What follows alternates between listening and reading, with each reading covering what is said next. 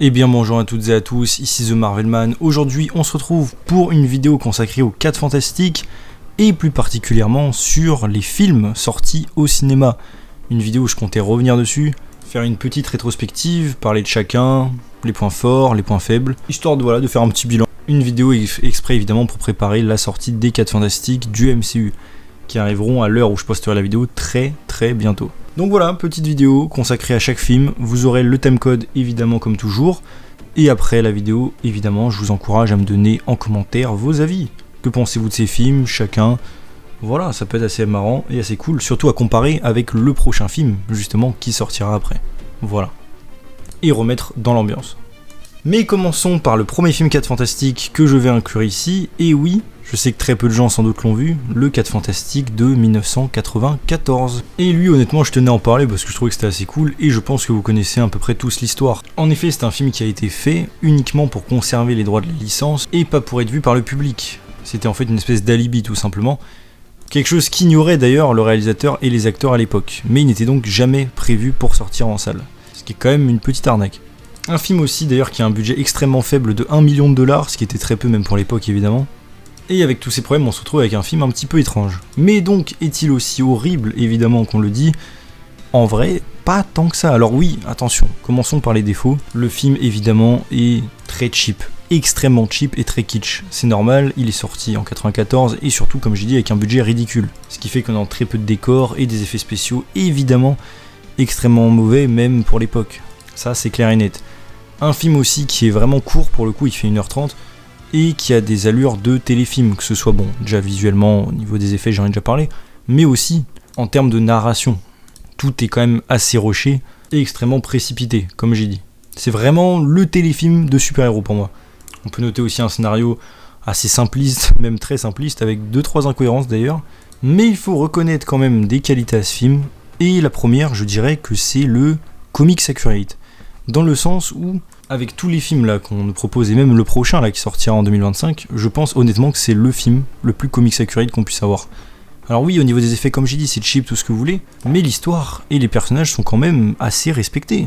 On a Reed Richards évidemment qui enquête pendant ses études sur des radiations cosmiques avec son ami Victor Van Doom évidemment, comme dans les comics, puis avec son ami Ben qui pilote la fusée, ils vont dans l'espace, ainsi qu'avec Johnny Storm et Suzanne. Bon, dans cette version-là, il connaît la famille déjà d'avant, mais c'est déjà le cas dans les comics. Alors, ils ont leur pouvoir d'ailleurs, en tout cas quand ils découvrent leur pouvoir, c'est une scène vraiment collée des comics, littéralement au même endroit limite, et tout est plus ou moins respecté. Les costumes, bon, évidemment très kitsch, je le redis, encore une fois, ça n'enlève rien, mais extrêmement comics accurate, et les plus comics accurate je pense qu'on a eu au cinéma.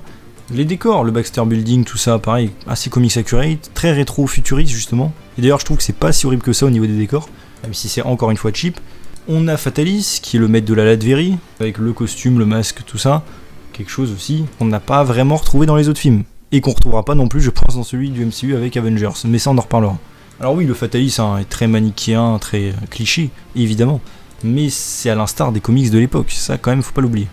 Les pouvoirs sont les bons. Alors après, oui, Suzanne n'est pas aussi puissante qu'elle pourrait l'être. Après aussi c'est faute de moyens techniques évidemment. On a aussi les personnages qui sont assez accurate au niveau des personnalités. En tout cas pour les premiers comics, Reed c'est vraiment l'intello déterminé et leader de l'équipe. Johnny, la tête brûlée. Ben, l'ami fidèle, qui a évidemment tous ses problèmes de complexe dans le film avec son apparence. Qui est d'ailleurs avec Alicia Masters dans ce film, pareil, assez proche des comics. Et Suzanne qui est littéralement, un petit peu reléguée en tant que love interest, mais qui reste la copine de Reed et la sœur de Johnny. Et qui prend soin de l'équipe. Donc en vrai, au niveau des personnages, oui, c'est assez fidèle, faut le dire. Et le casting d'ailleurs, au passage, est nickel. Alors oui, est-ce que ça joue extrêmement bien? Pas forcément, comme j'ai dit, ça a des allures de téléfilm.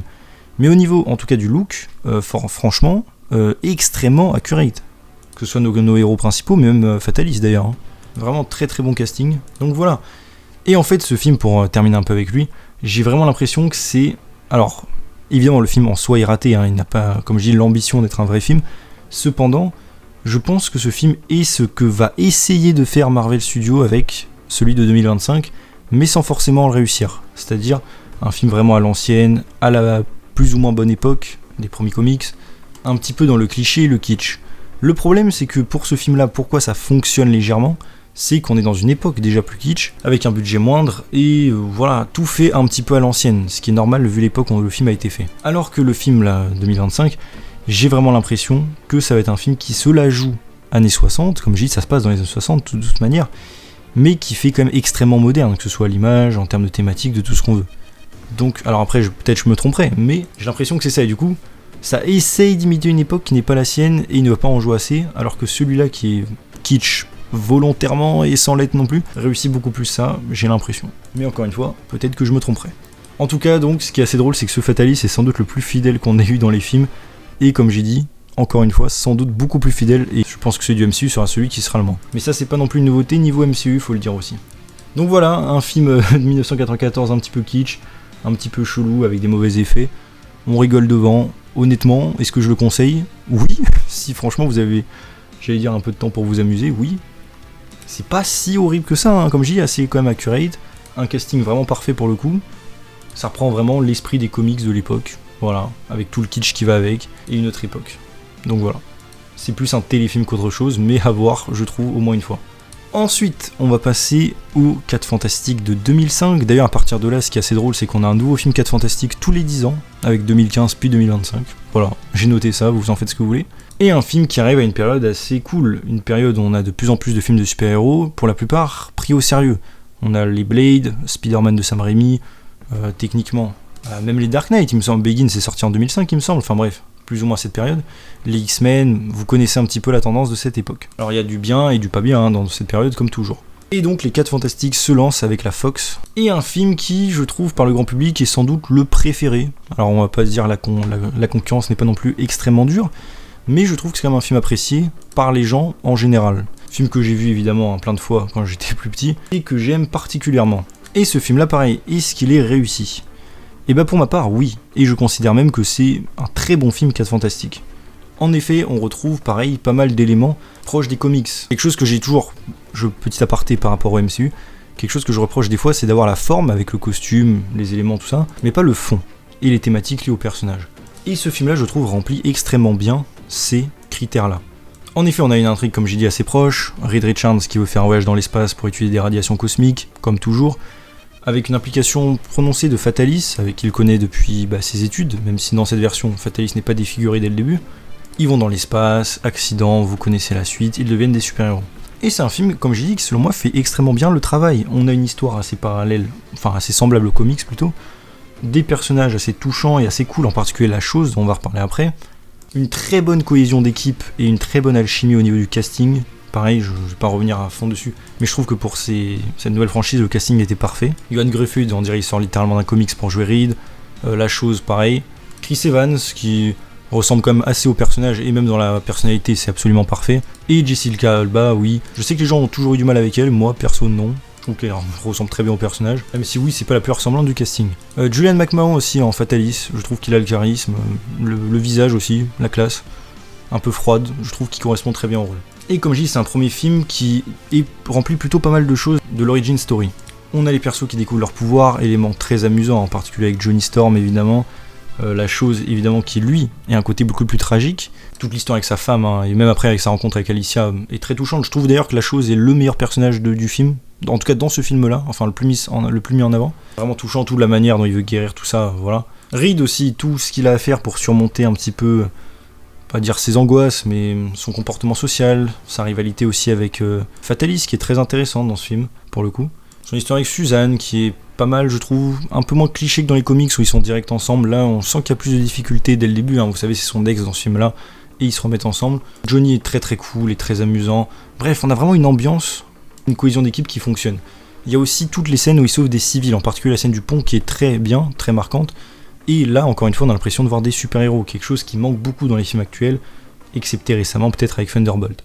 En parallèle, on suit la descente aux enfers de Fatalis, qui perd plus ou moins son entreprise, sa réputation, et petit à petit son visage aussi, et qui bascule complètement du côté obscur et dans le pouvoir.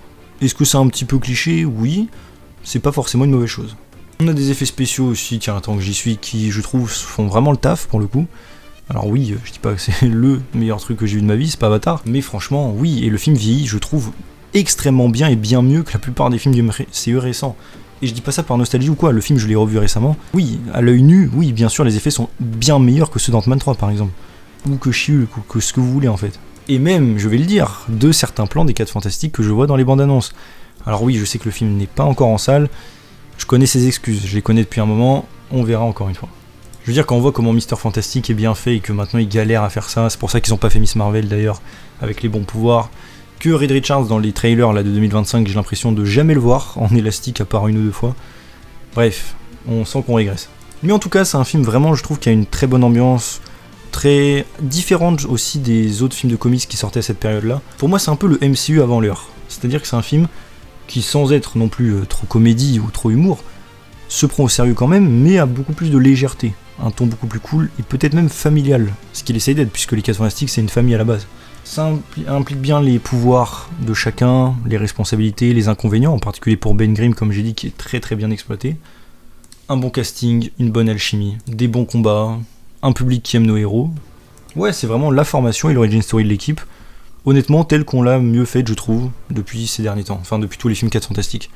On a aussi les costumes d'ailleurs, j'ai pas mentionné, que je trouve très très cool, assez comics accurate, mais surtout parfaitement réaliste, je trouve. C'est vraiment un mélange parfait des deux. Et encore une fois, je trouve que pour l'instant, on n'a pas fait mieux au niveau des films. Donc voilà, 4 Fantastiques 2005, un petit classique pour moi, un très bon film 4 Fantastiques, et honnêtement la meilleure adaptation des personnages qu'on ait eu pour moi. Même si tout n'est pas évidemment 100% accurate. On passe ensuite à sa suite, Les 4 Fantastiques et le Surfeur d'Argent, film qui lui pour le coup est beaucoup plus décrié, je sais, et beaucoup moins aimé que le premier, en général du public, en particulier pour Galactus, mais je vais y revenir, je pense que les gens n'ont pas compris Galactus. C'est donc un film qui fait suite au premier, évidemment, sorti en 2007, où nous suivons donc les aventures des 4 Fantastiques après leur premier film. Ce sont des super-héros beaucoup plus expérimentés. On a Suzanne et Reed aussi qui veulent se marier, et oui, ça c'est un élément important du film.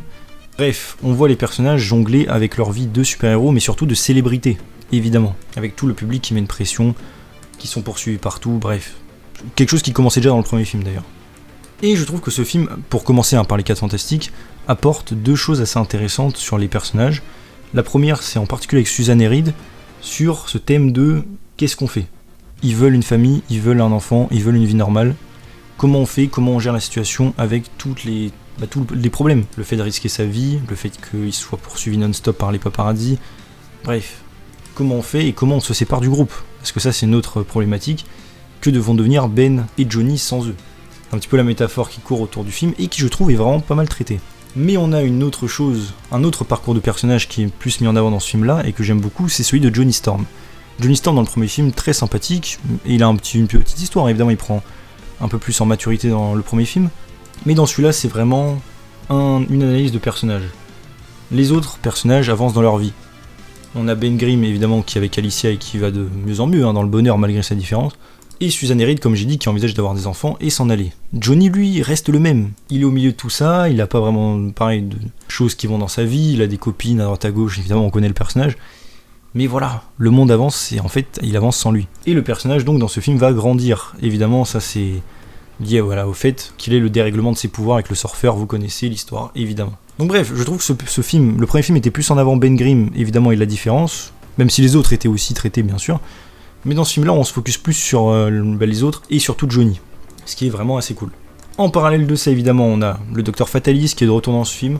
Personnellement, j'aime bien son retour, j'aime bien son rôle dans le film, évidemment d'allié ennemi, et le fait qu'il vole la puissance cosmique, ça c'est quelque chose que j'ai beaucoup aimé, quelque chose qu'il fait dans les comics, toujours avec le Beyonder ou Galactus, il essaie toujours de gratter du pouvoir, et je trouve que dans ce film, c'est assez cool, et même le délire où il a le surf à la fin, c'est des scènes d'action vraiment super stylées. Sans parler du combat évidemment avec Johnny Storm qui a tous les pouvoirs, une référence au Super Skrull qui marchait super bien et qui était extrêmement épique. D'ailleurs Fatalis, c'est vrai que j'en ai pas parlé même dans le premier film, alors là son design est un petit peu différent mais j'aime beaucoup les deux. Il est encore une fois assez comics accurate mais très réaliste. Je trouve qu'on peut le prendre en sérieux sans qu'il fasse ridicule. Voilà, j'avais oublié de le mentionner et voilà. Mais on a aussi évidemment 2 autres personnages assez importants. Le premier c'est le Surfeur d'Argent, Norrin Radd, qui pour le coup je sais est extrêmement apprécié dans ce film par le public, ça je l'ai bien remarqué. Et en effet, c'est une très bonne adaptation. Déjà visuellement, bon, il est impeccable, il a un design surstylé, quoi, il sort littéralement des comics, mais toujours en étant réaliste. Contrairement, je trouve, à Chalabal, là, dans les trailers, je trouve qu'elle fait un petit peu kitsch. Bon, la CG aussi a l'air pas terminée, on verra une fois rendue, mais elle fait très humaine, enfin je trouve que c'est un peu bizarre. On manque un peu de réalisme, ce que Norin Radd dans ce film était parfaitement. Le personnage est classe, il est mystérieux, il a les mêmes origines et motivations que dans les comics, tout simplement. C'est un gars qui fait ce qu'il fait parce qu'il le doit, pas parce qu'il le veut. On sent qu'il a une histoire, on sent qu'il a du vécu et c'est un personnage fascinant. Ce personnage d'ailleurs devait avoir un spin-off à la base, qui devait se passer après. Malheureusement on n'y a pas eu droit. Mais que ce soit ses pouvoirs, son design ou même ses relations, sa pseudo-rivalité avec Johnny Storm, même si elle est très vite explorée, et sa petite histoire avec Suzanne, qui lui rappelle évidemment Chalabal au final, franchement ça marche extrêmement bien, les musiques autour de lui, sa prestance, vraiment quelle masterclass, je suis désolé, il était extrêmement stylé, et j'ai du mal à voir comment ils vont faire mieux avec le nouveau film. Mais on a aussi Galactus, évidemment, Galactus je sais qu'il lui a déçu beaucoup de gens dans ce film-là, dû en effet à sa forme de fumée. Et moi je vais vous dire, je n'ai jamais compris cette critique, ou plutôt, je peux la comprendre mais je ne vois pas pourquoi on en fait tout un plat. Le principe de Galactus, qu'est-ce que c'est ? C'est une force cosmique. Évidemment c'est un personnage qui parle, qui a une conscience, qui était là avant l'univers. Il a d'ailleurs une relation très cool avec Reed Richards en comics, quelque chose qu'on n'a pas dans le film, je vous l'accorde, et qui est un peu dommage, oui c'est vrai. Mais honnêtement, est-ce qu'ils avaient les moyens de faire Galactus comme il va l'être dans le film de 2025 en 2007 ? Perso je suis pas sûr, sans que ça soit vraiment dégueu. Je tiens à rappeler aussi que sa vraie forme, la forme classique, était prévue pour être dans le spin-off des 4 Fantastiques. En fait, c'était prévu, je veux dire, mais bon, bref. C'est que ça, c'est plus une excuse qu'autre chose. Mais moi, j'ai bien aimé ce côté Galactus, force de la nature. Dans le sens où, dans ce film, je sens que Galactus est inarrêtable. Le truc, c'est une espèce de nuage qui passe, qui détruit les anneaux de Saturne. Il vient sur Terre, il fait genre 5 fois sa taille. Oui, j'avais peur de Galactus. Là, je sens la menace. On dirait une créature qu'on peut même pas raisonner ou discuter avec lui. C'est un parti pris, certes, un petit peu original, comme j'ai dit, peut-être décevant pour les gens, je peux comprendre, mais objectivement, est-ce que c'est mauvais quand on sait le rôle de Galactus et ce qu'il représente ? Bah non, je suis désolé, non, c'est pas une mauvaise adaptation. C'est juste une force cosmique qui dévore tout sur son passage, tout simplement. Mais comme j'ai dit, je peux comprendre le manque, par exemple, de dialogue avec Reed Richards ou de relation, mais bizarrement, cette critique ne revient jamais chez les gens, juste le design, donc j'en déduis que c'est pas forcément ça qui les a dérangés. Pour moi, le vrai problème de ce film, selon moi, c'est qu'il est peut-être un petit peu rushé dans le sens où je trouve qu'il manque peut-être de scènes d'action, contrairement au premier film. En fait, je vois pas trop ce qu'on pourrait rajouter à ce film pour l'améliorer, mais toute la période un peu creuse, quand ils sont dans la base militaire par exemple, qui au final d'ailleurs n'est pas si long que ça, j'ai toujours trouvé qu'elle durait un petit peu longtemps, personnellement. Donc peut-être que j'aurais réduit ça ou changé 2-3 choses. On a aussi d'ailleurs l'introduction du Fantastic Car qui est extrêmement cool et qui rend extrêmement bien à l'écran. Voilà. Et les effets spéciaux, comme j'ai dit, toujours masterclass, évidemment. Donc voilà, 4 Fantastiques 2, personnellement, j'aime beaucoup, oui. Après, est-ce que je préfère le premier ? Oui, je préfère, mais j'aime beaucoup le deuxième aussi. Et je trouve néanmoins que ça reste honnêtement une bonne adaptation, il y en a toujours un casting nickel. Je dis pas que c'est un chef-d'œuvre intergalactique, je dis pas qu'il est au niveau de Dark Knight qui est sorti une année après, c'est pas ce que je dis. Mais en termes d'adaptation de 4 Fantastiques, moi je trouve que c'est un très bon film. Et enfin, on passe au dernier évidemment, j'en ai déjà parlé 2-3 fois sur ma chaîne, Les 4 Fantastiques 2015. Et ce film-là, personnellement, comme j'ai dit, toujours du mal à le critiquer ou à le juger. Tout simplement parce que je dois le rappeler à chaque fois, ce que vous avez vu, ce n'est pas le vrai film. Le vrai film, il y a 25% qui a été tourné par le réalisateur, après il y a eu des problèmes avec la Fox, et tout a été refait, reshoot, rajouté par le studio. On sait qu'il y a d'ailleurs une espèce de version, une Director's Cut, un peu comme la Snyder Cut si vous préférez, qui existe apparemment. Il y avait 2-3 pétitions, honnêtement, moi oui, je suis pour l'avoir évidemment. Et donc voilà pourquoi ce film a quand même des excuses. Je suis beaucoup plus tolérant avec lui que peut-être d'autres gens. Cependant, oui, ce film est un parti pris assez intéressant. En effet, on se base sur des 4 Fantastiques très différents de la version de 2005. On se base sur une version peut-être plus ultimate avec des personnages plus jeunes et un film vraiment très éloigné des comics. Alors pas forcément dans le fond, dans le sens où on garde un petit peu ce que les personnages sont censés être. Reed Richards, c'est un gars un petit peu instable socialement, j'aurais dit, un petit peu coincé, mais qui est extrêmement évidemment intelligent, c'est un surdoué. On a la chose, qui est évidemment son meilleur ami et qui est toujours là pour lui, et qui a son traumatisme après. Suzanne, qui est là dans le coup plus scientifique, et qui évidemment commence à avoir une petite relation avec Reed, même si dans le film elle est pas explicite. Et Johnny Storm, qui est la tête brûlée, qui se rajoute à tout ça. Le problème que j'ai avec ce film, c'est que déjà, tous les problèmes de production se sentent. Regardez les premiers trailers, il y a plein de scènes qui sont pas dans le film, on sent qu'ils ont changé de direction. Peut-être que le film était un peu trop sombre aussi, à voir. Mais voilà.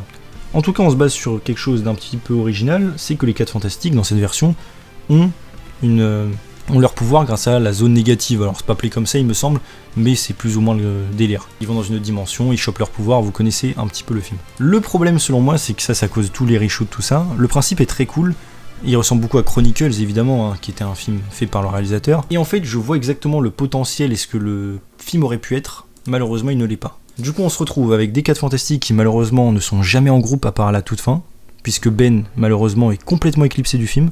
Alors encore une fois je sais que c'est pas dans la bonne version, dans l'ancienne version j'imagine qu'il y avait beaucoup plus de trucs par rapport à lui, mais Ben Grimm je suis désolé il est extrêmement mal intégré à toute cette version.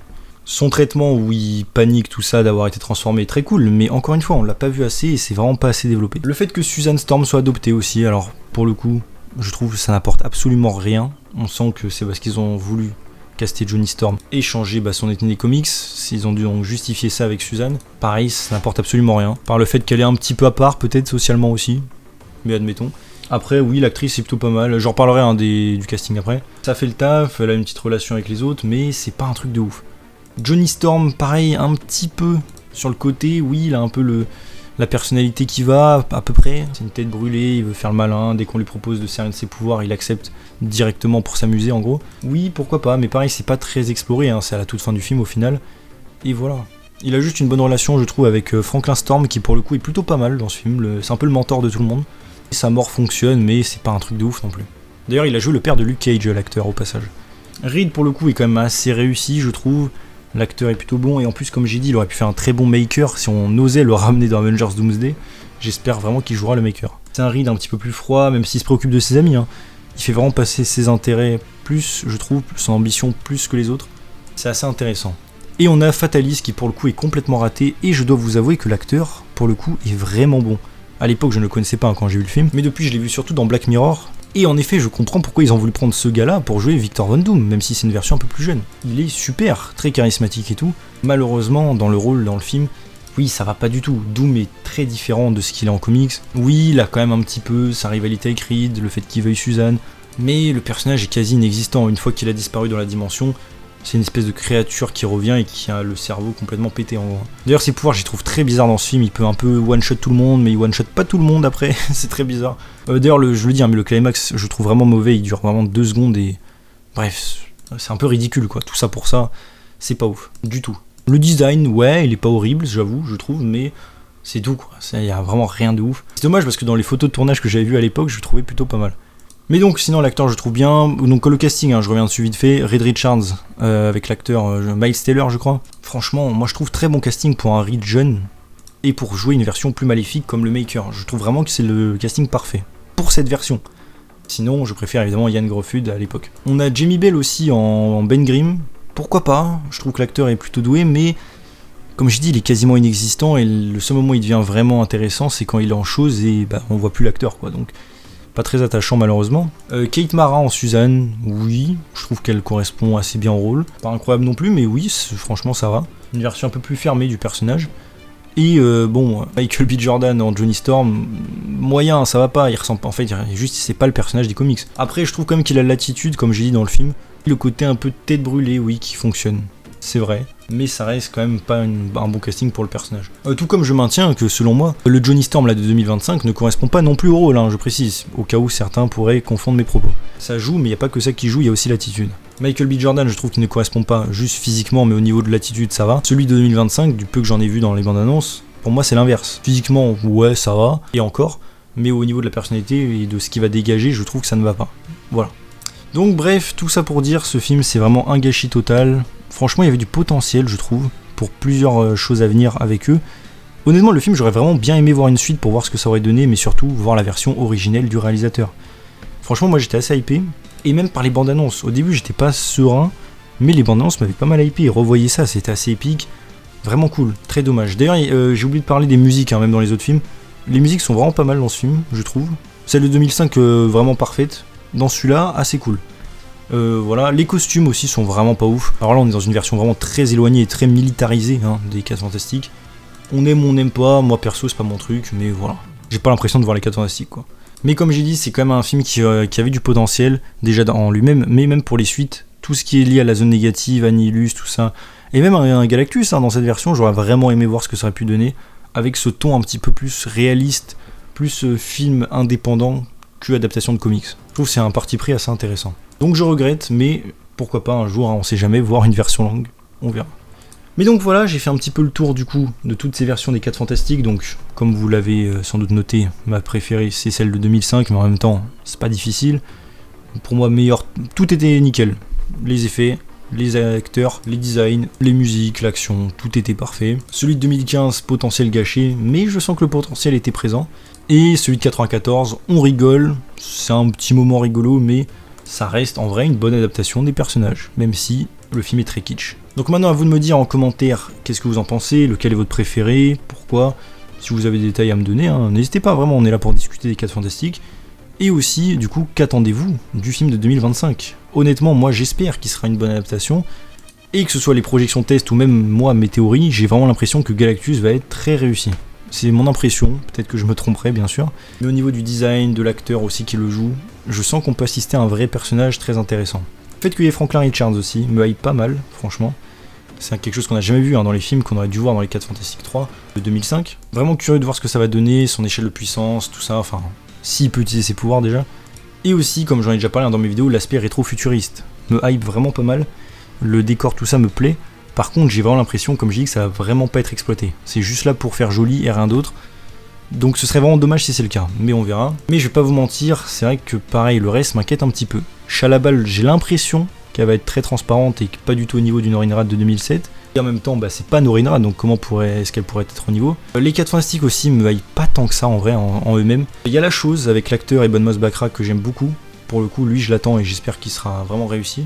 Le design, je suis pas très fan, mais on verra. Vanessa Kirby, bof, oui, ça va, pas mauvais casting, mais pas incroyable non plus. Je suis juste curieux de voir ce qu'ils vont en faire et ce qu'ils vont dénaturer le personnage, parce que c'est ce qui revient beaucoup en interview. Et pareil d'ailleurs pour Johnny Storm. Johnny Storm, comme j'ai dit, qui m'inquiète beaucoup. Je suis pas fan de l'acteur, en tout cas pour le rôle. J'en ai parlé, hein, mais tout ce qu'il dit sur Johnny Storm, c'est vraiment pas le personnage qu'il est censé incarner, donc ça m'inquiète beaucoup, sans rigoler. Et Pedro Pascal, bah c'est pas... Enfin, je le vois pas en Reed Richards du tout. Pour moi, c'est vraiment le point noir du casting avec Johnny. Encore une fois, on verra, peut-être que j'aurai tort, et j'espère, puisque c'est un très bon acteur, mais on le voit partout. Pour moi, c'est juste le casting rempli, un peu par hasard, et parce que l'acteur est populaire, malheureusement. Et aussi au niveau des pouvoirs, hein, j'ai l'impression que Reed va pas être très utilisé au niveau des pouvoirs pour cacher le manque de CGI ou de budget ou ce que vous voulez. Et même des bandes annonces que je vois, hein, certains moments sont pas mal, mais... La CGI m'inquiète, quand on voit certains TV spots ou quelque chose comme ça. Il y a une CGI de Suzanne qui saute qui est absolument immonde, enfin bref. Il y a des choses qui m'inquiètent. En tout cas, ce que j'attends le plus, c'est Galactus, honnêtement, et l'aspect rétro-futuriste. Et Franklin Richards. Surtout que c'est Franklin, par exemple, c'est quelque chose qu'on n'a pas vu dans les autres films, c'est les 4 Fantastiques quand ils sont parents, par exemple. Ça, c'est un truc qui m'intéresse particulièrement. Mais en tout cas, voilà, j'ai été un petit peu long. Maintenant, à vous de me dire ce que vous pensez de tout ça en commentaire. Et j'espère que la vidéo vous a plu. Donc, si c'est le cas, n'hésitez pas à vous abonner, liker, commenter, partager, activer la cloche. À me suivre sur mes réseaux sociaux en description. Et on se retrouve bientôt pour une nouvelle vidéo. Salut tout le monde.